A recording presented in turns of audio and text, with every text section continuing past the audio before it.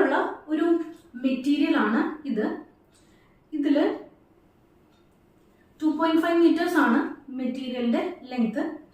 ഇതാണ് 2.5 മീറ്റേഴ്സ് ഉള്ള length portion വരുന്നത്.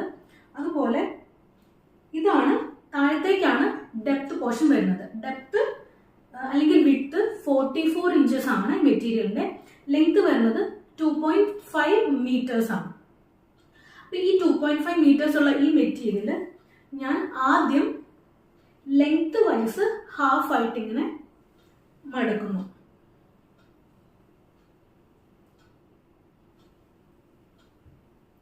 ആദ്യം നമ്മൾ ലെങ്ത് വൈസ് ഹാഫ് ആയിട്ട് മടക്കുക.